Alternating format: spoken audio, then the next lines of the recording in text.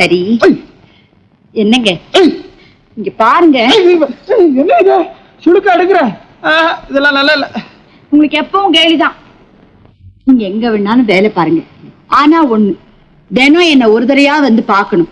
அப்படி நீங்க பாக்கலன்னா எனக்கு தூக்கமே வராதுன்னு உங்களுக்கு தெரியும்ல. தெரியும். அதனால எனக்கு ஞாபகம் மறதி வந்துடும். அதுவும் உங்களுக்கு தெரியும்ல. தெரியும். அதனால எங்க அப்பா வேற யாரையா கல்யாணம் பண்ணிக்க சொன்னா ஞாபகம் மறதினால நான் சரின்னு சொல்லிடுவேன். அதுவும் உங்களுக்கு தெரியும்ல. தெரியும். என்ன இது இந்த மாதிரிலாம் பேசுறேனே? பின்ன என்ன, சீக்கிரம் ரிஜிஸ்டர் கல்யாணத்துக்கு ஏற்பாடு பண்ணுங்க. இல்ல ஓடி போலாம் வாங்க. பொம்பளை என்ன இவ பொம்பளை? அம்மா பொறுத்துக்க, எல்லாத்தையும் கொஞ்சம் கௌரவமாவே முடிச்சுக்கலாம். நான் வரட்டுமா? போறீங்களா? திரும்பி கழுத்தா? அதான் என்ன புதுசா இருக்கு? போறீங்களா? என்ன விட்டுட்டா உங்களை பிரிஞ்சு நான் எப்படி இருப்பேன்? இத பாரு, இதெல்லாம் நான் தாங்க மாட்டேன். என்ன விட்டு நான் போறேன். விவஸ்தை கட்ட குடும்பம். அப்பங்கார என்னடா சமயக்காரியோட சுத்துறான், பொண்ணு என்னடானா வேலைக்காரனோட சுத்துது. இதை வளர விடக்கூடாது. முதல்ல இந்த பையனை வேலையை விட்டு தூக்கணும். ஈகிள் பிராண்ட் ஃபர்ஸ்ட் கிளாஸ் பேர். லலிதா எப்படி இருக்கு? கேட்கும் போதே பயமா இருக்கு. ஏங்க இந்த தீப்பெட்டி தொழிலை விட்டா வேற தொழிலே இல்லையா? நீ தவறா நினைக்கிற. பாசுக்கு போட்டியா வரணும்னோ, நான் ஒரு முதலாளி ஆகணும்னோ இந்த ஃபேக்டரி ஆரம்பிக்கல. எல்லா விவரத்தையும் அவர்கிட்டயே சொல்லிட்டேன். அவர் என்ன சொன்னார் தெரியுமா? நானே வந்து ஃபேக்டரி ஆரம்பிச்சு வைக்கிறேன்னு சொன்னார். அது சரி, இப்ப ஒரு ஃபேக்டரி ஆரம்பிக்கணும்னா நிறைய பணம் வேணுமே. என் சம்பளத்துல மிச்சம் பிடிச்ச 10,000 ரூபாய் இருக்கு. சில நண்பர்கள் கிட்டையும் கேட்டிருக்கேன். கிடைக்கும் நினைக்கிறேன். ஏன் கிடைக்காது? உன் மாதிரி புத்திசாலி பிள்ளைக்கு நான் உதவி பண்ணணும்னு ரொம்ப நாளா காத்துக்கிட்டு இருந்தேன். அம்மா லலிதா சௌக்கியமாம்மா? மகாலட்சுமி மாதிரி இருக்கு. இரு இரு இரு. அப்பாடா. அப்பா சந்திரா, உன்னை பத்தி ஊருக்குள்ள என்னமோ கேள்விப்பட்டனே. என்ன? என்னமோ அருமையான பிளான் எல்லாம் கொடுத்தியான். இந்த ரவி பையன் எல்லாத்தையும் கழிச்சு குப்பை தொட்டில போட்டானே, இப்படி செய்யலாமா? அதனால அவன் என்னைக்காவது ஒரு நாள் அவனும் குப்பை தொட்டி. சரிப்பா, உனக்கு பிடிக்கலன்னா விட்டுடு. ஊரான் பேச்சு எனக்கு ஏன்? ஆமா, ஃபேக்டரி கட்டுறதுக்கு ஊருக்குள்ள என்னமோ பணம் கட்டுக்கிட்டு இருந்தியாமே, எவ்வளவு இருந்தா கட்டி முடிப்பேன்? ஒரு 50,000 ரூபாய் இருந்தா போதும் நினைச்சேன். அதனால்தான் ரெடியாவே வந்தேன். 50,000 ரூபாய் ஒரே செக்ல தரேன். என்ன அப்படி பாக்குற? இல்ல, கேட்டாலே கிடைக்காத இந்த காலத்துல கேட்காமலே இவ்வளவு பெரிய உதவி செய்ய முன்வர்றீங்களே, உங்களுக்கு நான். அதுதான்ப்பா பரமசிவம் புள்ள. ஊராருக்கு உதவி செய்யறதே என் கொள்கைப்பா. இந்தா அப்படியே இந்த பட்டணத்துல நீயும் பொஞ்சாடியும் ஒரு சின்ன கையெழுத்து போடுங்க. வீட்டுக்கு வரலையா? பின்ன அது வீட்டு மேல தப்பா நினைக்காத. அதுல கையெழுத்து போட்டா உனக்கும் பொறுப்பு வரும், வேலையும் ஒழுங்கா நடக்கும், மாசம் வட்டியும் ஒழுங்கா வந்து சேரும். பா, கையெழுத்து வாங்கிட்டு வா. நான் அதுக்குள்ள செக் எழுதி வைக்கிறேன். பாப்பா, நாவகாலம் வந்து பாரு. சீக்கிரம் போ. நோ நோ நோ நோ, இதுக்கெல்லாம் மனசு உடைஞ்சு போனா எப்படி? வியாபாரம்னு இருந்தா இதெல்லாம் சகஜம் தான். எப்படியே தைரியமா இருக்க முடியும்? திடீர்னு 50,000 ரூபாய் லாஸ்ட் ஆனா என்னால எப்படியே சமாளிக்க முடியும்? இப்ப நீ எவ்வளவு பணம் இருந்தா சமாளிப்ப? 20,000 ரூபாய் இருந்தா இப்ப நான் ரோட்டுக்கு வராம தப்பிச்சுக்குவேன். ஓகே முருகா, அந்த செக் புக் எடுத்துக்கோ.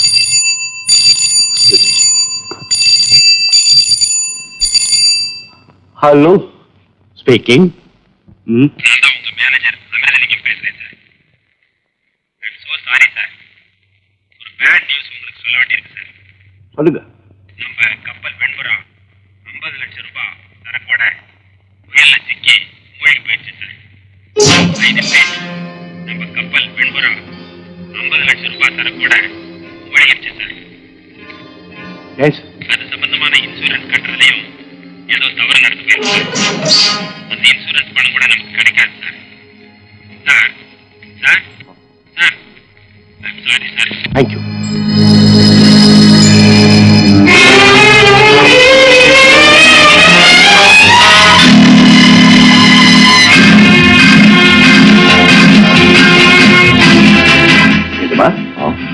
செக் புஸ்தகம் கேட்டீங்க? செக் யாருக்கு? ஐயா, ரவிக்குமாருடைய கை பூமிதான் பார்க்கும், வானத்தை பார்க்காது நான் கேள்விப்பட்டிருக்கேன். இப்ப என் கண்ணாலே பார்த்துட்டேன். ஐயா, உங்க கை எப்பொழுதும் இப்படியே தான் இருக்கணும். நீங்க செஞ்சது உதவிய நான் சாகர வரைக்கும் மறக்கவே மாட்டேன். ஐயா, நான் வரேங்க.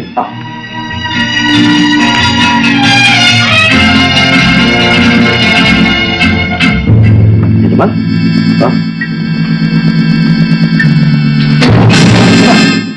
உங்களுக்கு உடம்பு சரியில்லையா?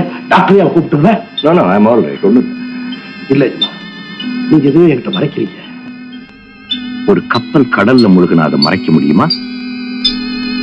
நம்ம கப்பல் முழுகிடுச்சு முருகா. நான் அன்னைக்கே சொன்னேனே, அந்த ராசியான வைரக்கல் மோதிரத்தை நீங்க சந்திரியாட்ட கொடுத்த போதே என் மனசு படின்னு உடஞ்சு போச்சு. இங்க குடுக்கிறதுக்கு பொருளா இல்ல, அதை விட இந்த பங்களாவையா கொடுத்திருந்தா கூட நான் சந்தோஷப்பட்டிருப்பேன். நான் சந்தோஷம். உயிர் இல்லாத வைரக்கல் மோதிரம் போனதுனாலே அப்படிலாம் நடக்குதுன்னு சொல்றேன். வாழ்க்கை ஒரு கப்பல் மாதிரி தானே முருகா. அது நடக்கிறதும் மூழ்கிறதும் அவன் செயல். எதாவது எப்பப்ப நடக்கணுமோ அதாவது அப்பப்ப நடந்துதான் தீரும். ஓகே, உடனடியா அந்த சிக்கலை சமாளிக்கிறதுக்கு நமக்கு எவ்வளவு பணம் தேவைப்படுது? நம்ம கம்பெனி கப்பல் குழந்து போச்சுன்னு தெரிஞ்ச உடனே நம்ம கம்பெனியில் டெபாசிட் பண்ண அத்தனை பேரும் நெருக்கிறாங்க. ஒரு 20 லட்சம் ஏற்பாடு பண்ணீங்கன்னா சமாளிச்சிடலாம். ஓகே, நான் ஏற்பாடு பண்றேன்.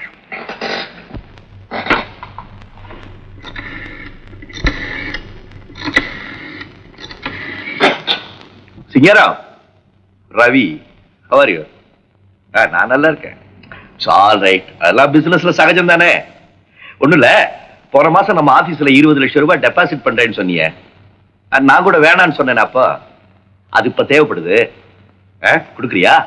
I need your help. நிலைமை வேற மாதிரி இருந்தது. இப்போ வேற இடத்துல முதலீடு பண்றேன்.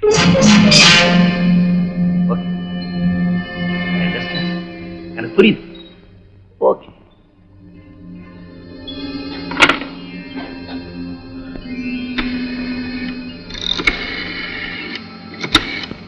ஆமா நான் தான். அவசரமா 20 லட்சம் வேணும். என் பார்ட்னர் ஊர்ல இல்ல, வந்ததுக்கப்புறம்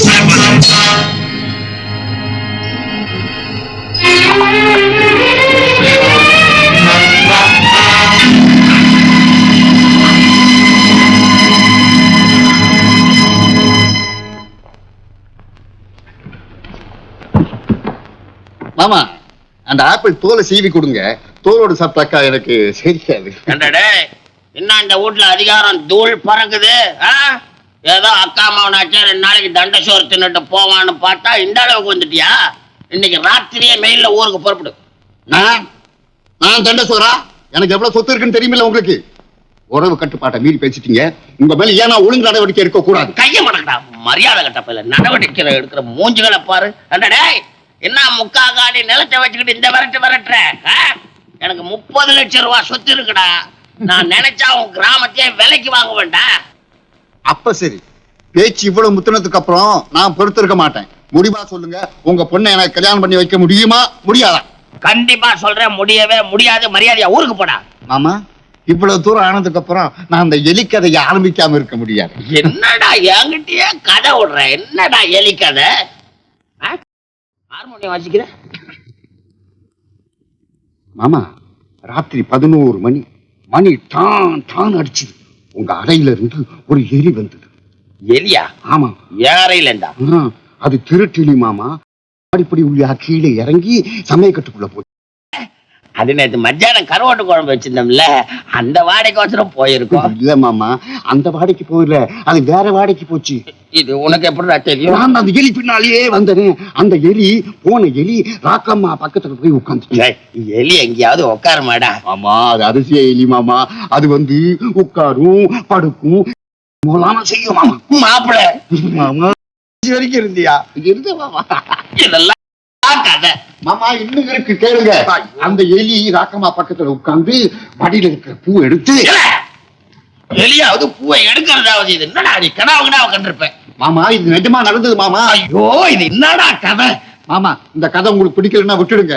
அம்மா, இந்த கதைய உங்களையும் வச்சுக்கிட்டு 4 பெரிய மனுஷனை கூப்பிட்டு சொன்னா எவ்வளவு தமாஷா இருக்கும். வேணும், அந்த எலிக்கு வேணும்.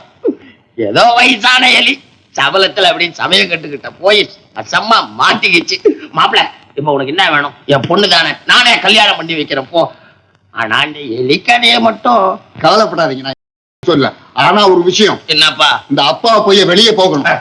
நீ வேற இவ்வளவு குறைஞ்ச சம்பளத்துல இவ்வளவு வேலை செய்யற பையன் நமக்கு கிடைப்பானா? இதான் இவ்வளவு குறைஞ்ச சம்பளத்துக்கு ஒருத்தன் வேலை செய்யறான்னா ஏதோ சூட்சம் இருக்கு. என்னப்பா சொல்ற? அவனும் இந்த வீட்டுல எத்தனை எலிடா? அது இந்த வீட்டுல ஒரே எலி தான் இருக்குமா. அந்த எலி கமலா பக்கம் போயிட்டே இருந்துருக்கு. என்னது? கமலா பக்கம் போயிட்டு வந்திருக்கு. அவனுக்கு அவன் மேல ஒரு கண்ணு. அவன் ஏற்கனவே கண்ணு பெருத்த பையன், அயோக்கிய பையன். அவனை இன்னைக்கே கணக்கு திட்டு வெளியே போக சொல்றேன். மாப்பிள்ள என்ன மாமா, அந்த எலிக்கதை கவலைப்படாதீங்க, வெளியே வரவே வராது.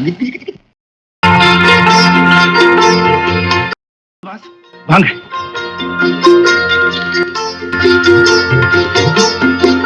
ஓ, ஈகிள் மேட்ச் ஒர்க்.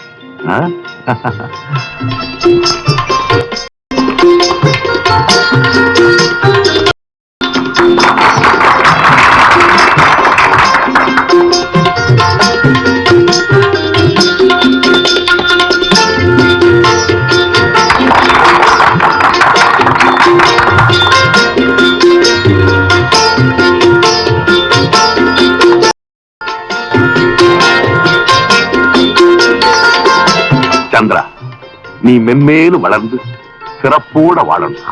என்னுடைய மனப்பூர்வமான வாழ்த்துக்கள்.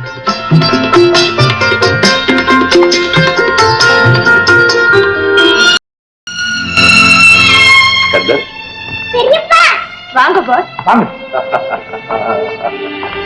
உட்காரு. தேங்க்யூ. ஏதோ நாடகம் நடத்துறாங்களா? எனக்கு 2 டிக்கெட் கொடுத்தாங்க. நான் எங்க போறேன்? நீ லலிதாவும் போயிட்டு வாங்க, நான் பாப்பா கூட விளையாண்டு. என்ன கொஞ்ச நாள் அவளுக்கு உடம்பே சரியில்லை பாஸ். அடிக்கடி வாந்தி எடுக்கிறா, மயக்கம் வருதுங்கிறா, எதுவுமே சாப்பிடுறது இல்ல. கங்க்ராச்சுலேஷன், நீ அப்பாவாக போற. செல்வி, உனக்கு ஒரு தம்பி பாப்பா பிறக்க போறான். அது உங்க அம்மா போய். என்ன முதலாளி, சௌக்கியமா? என்ன ஆளு ஒரு தெரியாம இழைச்சு போயிருக்கீங்க? காதுல வந்து உழுத. ஆமா ஆமா, மனுஷனுக்கு வரக்கூடாத ஒரு நிலைமை வந்துட்டா ஊருக்குள்ள பேசக்கூடாதெல்லாம் தான் பேசுவான். எதுக்கும் நல்ல ஜோசியரை பார்த்து உங்க கையை நீட்டுங்க. ஏன்னா நீங்க நடுத்தெருல வந்து நின்ற கூடாதேன்ற கவலை தான். ஏன் பத்தெடுக்கிற? பேசட்டும், அதுல அவருக்கு ஒரு இன்பம். பேசுங்க. இதுக்குதான் அன்னைக்கே சொன்னேன், வீடு தேடி வர சீதேவிய உதறி தள்ளாதீங்கன்னு. கேட்டீங்களா? வயசுல மூத்தவன், இப்பயும் ஒன்னும் கெட்டு போல. ஊருக்குள்ள நல்லா என் மாதிரி பெரிய மனுஷன் கைய கால புடிச்சு பழையபடியும் தலையெடுக்கிறதுக்கு வழிய பாருங்க. உன்ன மாதிரி மனுஷத்தன்மையே இல்லாதவரை நான் பார்த்ததில்லை. என்னையா வெளிய போன்னு சொல்றேன்? நான் ஒன்னும் உங்ககிட்ட பழைய பாசத்தை காமிச்சு பல்ல இழிச்சு உதவி கேட்க வரல, குடிச்ச பணத்துக்கு வட்டி கேட்க வந்தேன். சரி சரி, நீயே அனுப்பி வைப்போ. என்ன மன்னிச்சிருங்க. இதுக்கெல்லாம் கவலைப்படுற நிலைமையிலிருந்து நான் விடுபட்டுட்டேன் சந்தர். என்னை திட்டவங்களுடைய வாயெல்லாம் வலிக்கும்னு தான் நான் வேதனைப்படுறேன். செல்வி, செஸ் போர்டு எடுத்தாம விளையாடலாம்.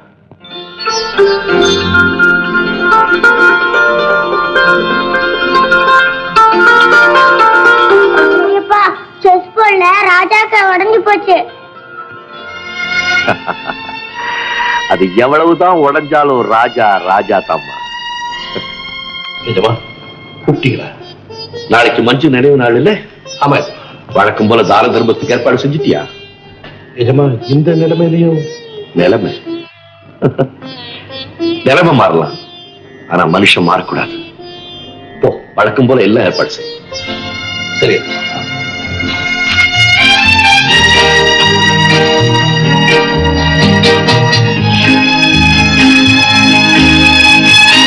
நீங்க மகராசனா இருக்கணும்.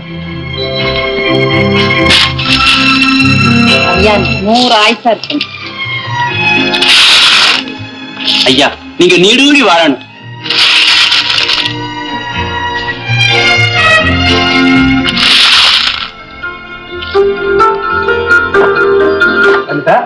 ஃபைல் எல்லாம் எடுத்து வச்சாச்சா? ஓ, நீங்க சொன்னதெல்லாம் ஒரு தடவை 2 தடவை செக் பண்ணி எடுத்து வச்சுட்டேன்.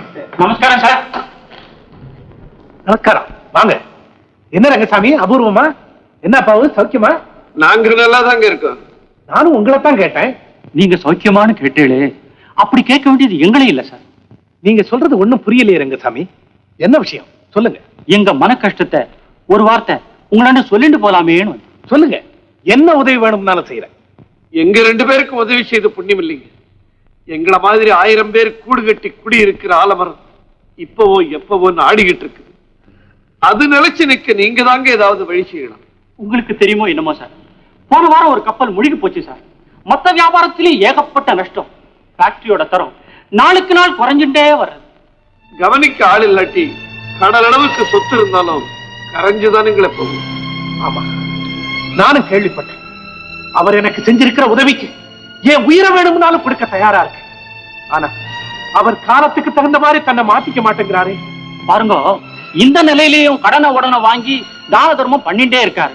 வழக்கம் போல அது ஒரு பக்கம் லட்ச லட்சமா போயிட்டே இருக்கு. கொடுக்கிறதா அவர் கூட பிறந்த குணமாச்சு. அதுலதான் அவருக்கு ஆனந்தங்கிறப்ப நாம சொல்லியா நிறுத்த போறாரு. நான் அவசரமா பாம்பே போயிட்டு இருக்கேன். திரும்பி வந்ததும் ஏதாவது செய்ய முடியுமான்னு முயற்சிக்கிறேன். ஒரு வாரத்துல திரும்பி வந்துடுறேன். உடம்பு ஜாக்கிரதையா பார்த்து.